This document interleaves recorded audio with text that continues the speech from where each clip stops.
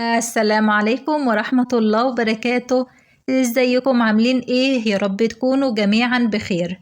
النهاردة هنعمل مع بعض أسرع وألذ كيكة. هنعمل كيكة البرتقال بطعم وريحة أمهاتنا. كيكة هشة جدا ومرتفعة، وطعمها وريحتها فوق الوصف. نكهة البرتقال واضحة جدا فيها، وطعمها مميز وخطير. بس قبل ما نبدأ مع بعض كالعادة، ما تنسوش تصلوا على الحبيب المصطفى عليه أفضل الصلاة والسلام، ولايك وشير لو عجبكم الفيديو.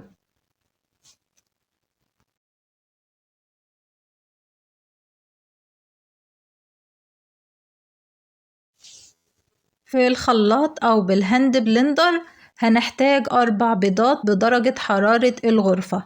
أنا هنا استخدمت 4 بيضات لأن البيض كان حجمه صغير معايا، وهنضيف عليهم 1.5 كوباية من السكر،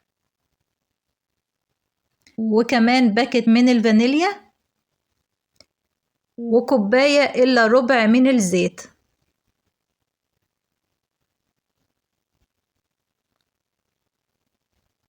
وهنضرب كل المكونات دي كده كلها مع بعض لمدة 2-3 دقايق، لحد ما الخليط دون لونه يفتح تماما معانا زي ما انتوا شايفين كده. هنحتاج كمان بشر البرتقال، حوالي 2 معلقة كبار من بشر البرتقال. احنا هنا هنبشر الجزء الخارجي او القشرة الخارجية بتاعة البرتقال اللي هي لونها الاصفر، بس هنبعد عن اللون الابيض لانه بيمرر، وكمان طعمه مش بيكون مستحب معانا. وهنحتاج كمان حوالي 1 كوباية من عصير البرتقال الغير محلى. هننزل بيهم بقى على الخليط بتاعنا. هننزل كده ببشر البرتقال زي ما قلت لكم حوالي 2 معلقة كبار، وكمان كوباية العصير، وكمان معلقة كبيرة من الخل. ونضرب تاني الخليط ده لحد كده ما لونه يفتح معانا حوالي 2-3 دقايق، لغاية ما اللون يفتح تماما زي ما انتوا شايفين كده. هنجهز المكونات الجافة. هنحتاج حوالي 3 كوبايات من الدقيق. الكوباية المعيارية اللي أنا باخد بيها السكر والعصير هيها الكوباية اللي أنا هاخد بيها الدقيق. هنحط عليهم حوالي معلقة كبيرة من الطعام هرمية كده ملانة من البيكنج باودر، وهنضيف كمان 2 معلقة كبار من النشا،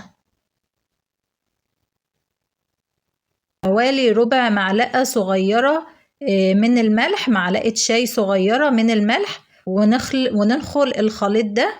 أهم حاجة الخطوة دي إننا ننخل المكونات الجافة دي مع بعض. نضيف بقى المكونات السايلة على المكونات الجافة، ونقلب كويس جدا بالويسك كده، ونخلط المكونات دي كلها مع بعض.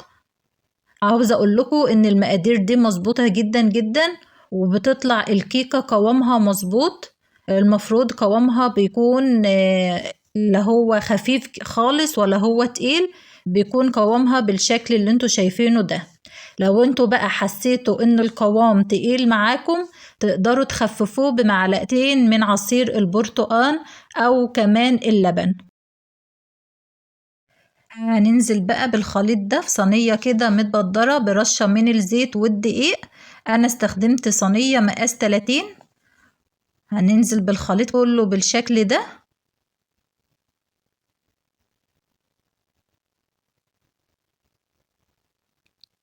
وهنخبطه كده خبطتين 3-5 علشان بس الهواء يطلع منه.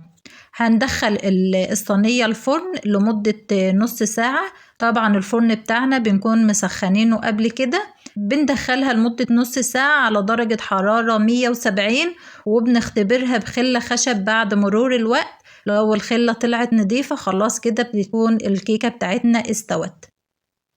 شايفين بقى شكلها وريحتها فظيعة جدا. هشة كده ومرتفعة، وكمان طرية قوي، ونكهة البرتقان واضحة جدا فيها. عاوزة أقولكوا إن الكيكة دي من أسهل وألذ الكيكات اللي ممكن تعملوها، وبتكون ناجحة جدا ومضمونة.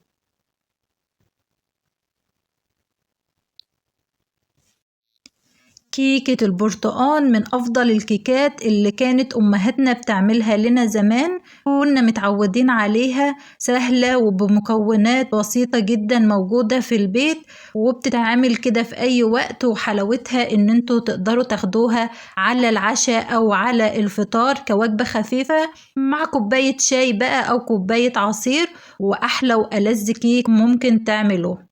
لو عجبتكم الوصفة ما تنسوش تعملوا لايك وشير للفيديو. دمتم بخير.